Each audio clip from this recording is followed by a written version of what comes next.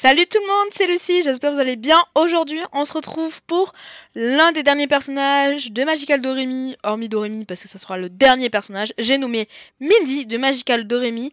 Attention, il va y avoir des spoils, donc si ça vous dérange énormément, ne regardez pas la vidéo, mais si vous vous en foutez, bienvenue. En tout cas, j'espère que vous êtes prêts et c'est parti.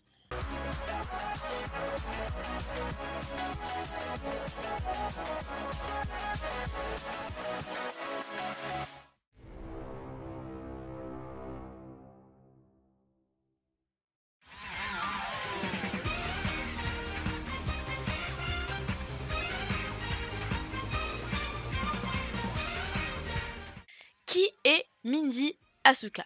Mindy Asuka est une jeune fille de 10 ans lorsqu'elle arrive dans l'histoire, qui est née le 6 mai 1990 et est une gaffeuse professionnelle. Bien qu'elle soit quand même moins maladroite que Doremi, mais bon, pour être plus maladroite que Doremi, il faut y aller quand même. Elle joue de la guitare et sa couleur est donc le jaune doré. Sa petite fée s'appelle Didi. Elle apparaît pour la première fois dans la saison 3, donc l'épisode 1, qui est nommé La rentrée des classes. Donc c'est la saison 3 qui change le plus avec l'apparition de nouveaux personnages.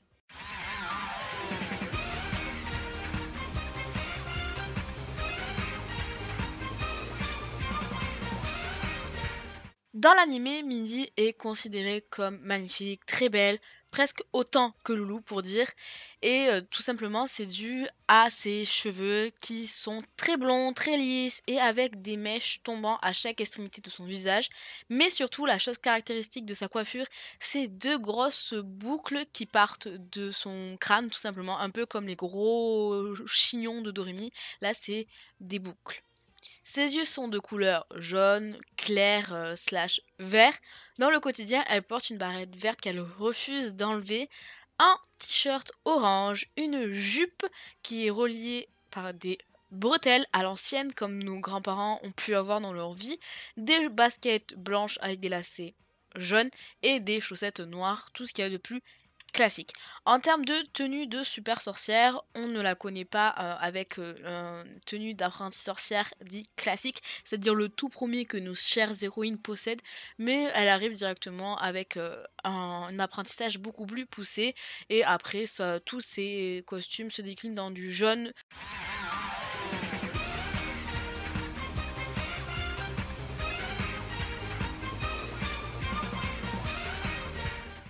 Dès son arrivée, elle a une personnalité qui se fait vraiment reconnaître. Elle est très gentille, elle est très belle et elle a surtout une grande volonté de venir en aide à ses prochains. Donc elle n'hésite jamais à aider son prochain, elle aide Sophie, elle aide Loulou notamment à répéter ses textes. Donc en règle générale, on sait que c'est une personne très joyeuse, pleine de vie, pleine de joie, qui aime faire plaisir aux autres. Même si elle a eu une enfance difficile pendant un moment due à la mutation de son père, on en parlera dans la partie histoire, elle reste tout de même très enjouée et fait toujours des efforts pour le mieux et pour tout le monde.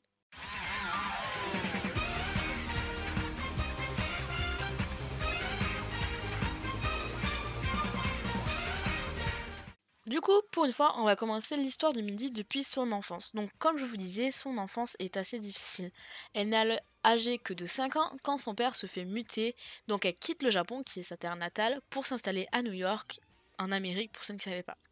Mais elle ne sait pas parler anglais et du coup ne parvient pas du tout à se faire des amis. Donc, elle commence vraiment à détester la vie new-yorkaise. Donc, c'est alors qu'elle fait la connaissance de Mamie Gâteau, qui est une dame qui est assez gentille et qui fait de la pâtisserie. Elle prend Mindy sous son aile et lui apprend à parler anglais tout en apprenant à réaliser des petites pâtisseries pour sa petite boutique. Et grâce à ça, Mindy parvient à se faire des amis, dont Bess qui est sa meilleure amie. Mais bon, quelques années après, elle aperçoit Mamie Gâteau étrangement en train de voler sur un balai qui revient du monde des sorcières. Triste d'avoir transformé du coup sa Mamie Gâteau chérie en grenouille, Mindy décide de devenir aussi une apprentie sorcière afin de lui rendre son apparence normale. Donc elle obtient sa petite fille Didi et elle obtient donc un fameux cristal. Joyeuse, elle rentre à la boutique pensant pouvoir le rendre à Mamie Gâteau son apparence de sorcière, mais malheureusement sa Mamie Gâteau est souffrante. Sur son lit de mort, elle remet la jeune fille une boucle d'oreille qu'elle tient de sa mère avant de décéder. Elle est Mindy est alors totalement ravagée de tristesse, de colère, et tente de ramener la sorcière à la vie grâce à son cristal. Mais, comme on le sait tous, c'est juste impossible, ça fait partie de la magie interdite, donc le cristal se brise, évitant sûrement une mort certaine pour la jeune fille. Alors Mindy se retrouve bannie du monde des sorcières et doit de nouveau déménager suite à une nouvelle mutation de son père. Et elle est alors de retour au Japon. Et elle doit une fois de plus recommencer à s'habituer à ce pays dont elle ne parle déjà plus la langue. Donc grâce à Loulou, elle va réussir à reapprendre la langue. Mais Sa Majesté du monde des sorciers a d'autres projets pour elle. Elle lui rend ses pouvoirs d'apprentie sorcière et Mindy maintenant vit dans une maison avec ses deux parents, son père Kenzo, qui est architecte, donc il est souvent muté de pays en pays et donc elle se voit souvent contrainte de déménager régulièrement, ce qui lui a passé de Japon à New York et de New York à Japon. Et sa mère, Minori, qui est une photographe professionnelle. Donc finalement, Mindy arrive dans la saison 3 et donc est présentée par Sa Majesté, la reine du monde des sorciers, Adoremi, Emily, Sophie et Loulou, donc notre petite troupe.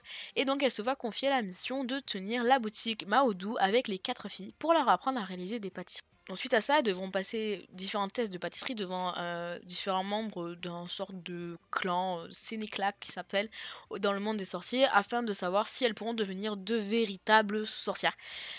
Mais bon, dès la rentrée des classes, Mindy se tient à l'écart des autres, handicapée tout simplement parce qu'elle ne parle pas encore très bien, enfin plus même sa langue natale depuis tellement d'années qu'elle ne s'en rappelle plus, et donc elle est toujours de plus attristée par la disparition de sa mamie gâteau, donc elle refuse tout simplement de quitter la boucle d'oreille, alors qu'il est juste interdit de porter des bijoux, et elle réapprend peu à peu sa langue natale, donc Mindy tisse une très très belle amitié avec Elena, la pimbache de sa classe. Et oui, donc très surprenant, Elena, un personnage qu'on adore tous.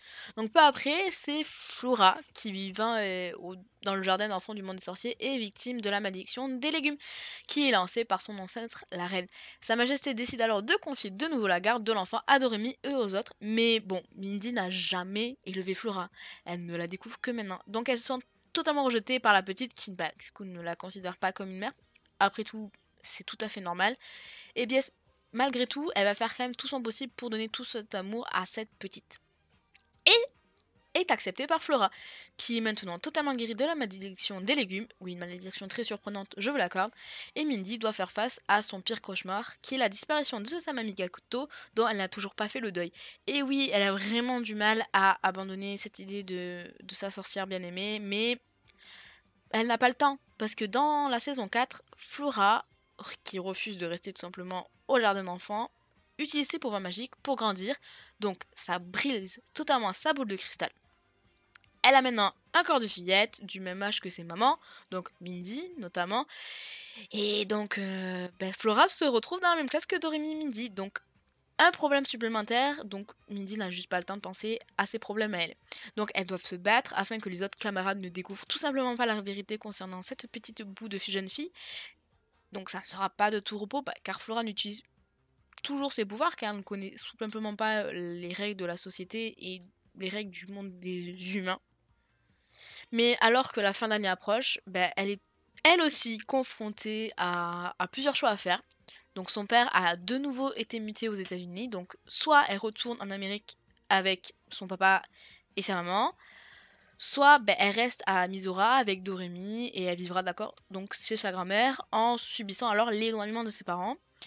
Donc il y a ce choix-là principalement, donc où aller vivre, et le deuxième choix que ça implique, soit elle reste une vraie sorcière, donc vivre très longtemps et en présence de Flora, soit rester une simple môme et vivre auprès de sa famille. Et comme tout notre petit clan, qu'on aime tous et toutes, elle décide de rester auprès de sa famille et vivre une vie d'humaine.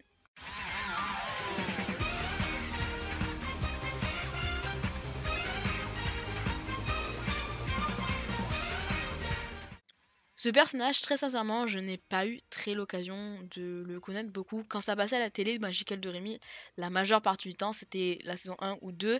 Et j'ai eu l'occasion de voir quelques épisodes de pâtisserie, mais maintenant, je n'avais jamais vraiment prêté attention au personnage. Et du coup, j'aimais pas spécialement le personnage, parce que c'est un grand intérêt, vu que je ne le connaissais pas. En lisant son histoire, c'est un personnage très approfondi. Évidemment, qui a le droit à l'ultimatum, sorcière par sorcière. Franchement, je sais pas ce qu'on aurait fait nous, j'ai l'impression de me répéter dans chaque vidéo, mais je sais pas ce qu'on aurait fait nous à leur âge, entre la magie et la famille, parce qu'on rêvait tous d'avoir des pouvoirs magiques, ok? De lancer des boules de feu, d'avoir les pouvoirs de Bloom, d'avoir des pouvoirs magiques en général, on en a tous rêvé. Donc qu'est-ce qu'on aurait fait?